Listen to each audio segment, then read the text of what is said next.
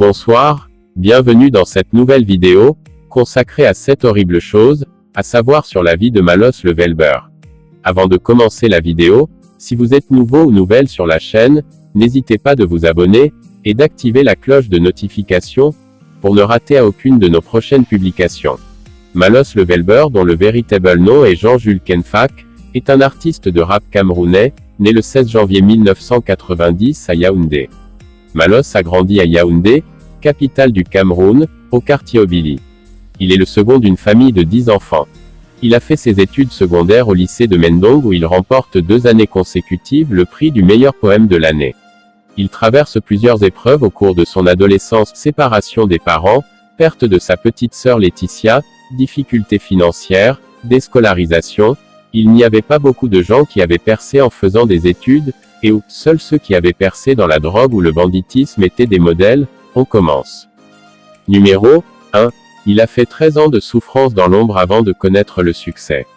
Le jeune artiste camerounais n'a pas eu la vie facile, passionné de musique pendant longtemps et souhaitant en faire son métier. Malos n'a pourtant pas vu le showbiz lui ouvrir ses bras de sitôt. Il fait 13 ans dans la douleur, la galère et la souffrance, mais la persévérance et le travail finissent toujours par payer. En 2013, c'est enfin son tour de briller. Le succès lui tend finalement les bras à travers un tube inoubliable pour beaucoup: La bière c'est combien ici. C'est parti pour une véritable montée en flèche. Les jeunes l'adorent, les vieux beaucoup moins à cause de ses textes sans langue de bois et leur esprit un peu plus conservateur. Sa carrière ne sera pas du tout un long fleuve tranquille. Numéro 2. Il sera déscolarisé faute de moyens. Élève au lycée de Mendong, malheureusement à cause de beaucoup de difficultés familiales et financières, Malos ne pourra pas poursuivre ses études comme sa famille aurait sûrement souhaité. Numéro 3. Refus de participer à un Canal d'Or.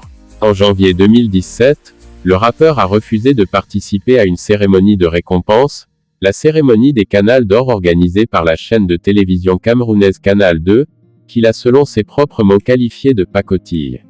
Il a demandé au comité d'organisation de le retirer de sa liste. Selon lui, Canal 2 a usé de toutes les voies pour ternir son image et détruire sa carrière musicale.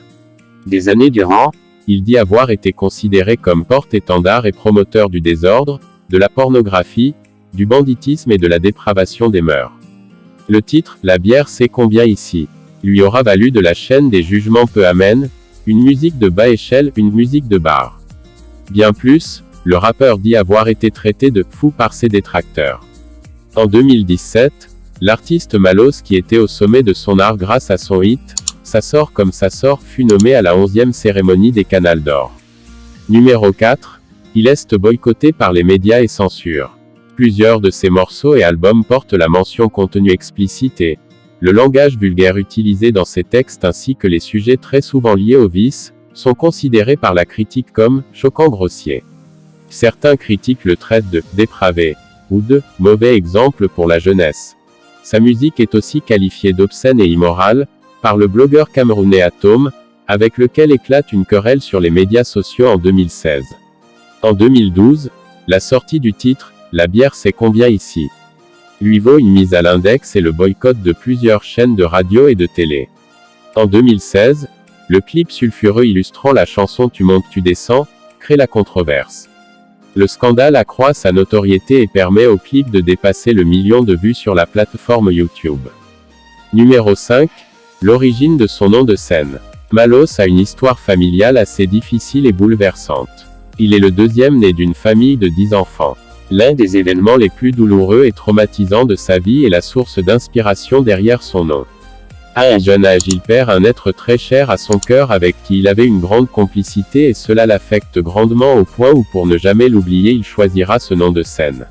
Suite au décès de sa petite sœur Laetitia malade d'un cancer, Malos adopte le nom d'un médicament qu'elle prenait pendant sa maladie. Invité lors d'une émission Tour avec ta star, Malos donne l'origine de son nom, et il explique que le médicament Malos soulageait grandement sa sœur cadette. Numéro 6. Il remplit le palais des sports de Yaoundé. Malgré toute la controverse et les boycotts, Malos a frappé un grand coup. L'artiste le plus controversé de l'heure revient avec un nouvel album de 18 titres. Ses chansons explosent les records d'écoute en ligne et transcendent les frontières, même si l'artiste au parcours décalé et atypique excelle dans l'art de la controverse. Ses morceaux aux propos crus peinent à trouver des diffuseurs dans les canaux traditionnels. Mais n'en déplaise à ses détracteurs, Malos le Viber n'a pas de quoi frémir. Premier artiste camerounais à remplir le palais des sports de Yaoundé sans tapage médiatique et dans des conditions climatiques peu favorables. Numéro 7. Il est propriétaire d'une villa. La plateforme Beamster nous fait des révélations sur quelques investissements de l'artiste Malos. Après le lancement de sa marque, MOUF, en 2018, on se demandait quel serait son prochain investissement.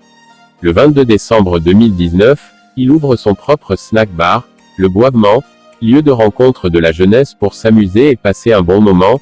Les artistes y font des prestations, des conférences de presse et des tournages de clips. Merci infiniment d'avoir regardé cette vidéo jusqu'à la fin. Merci de vous abonner, et de partager cette vidéo avec vos proches.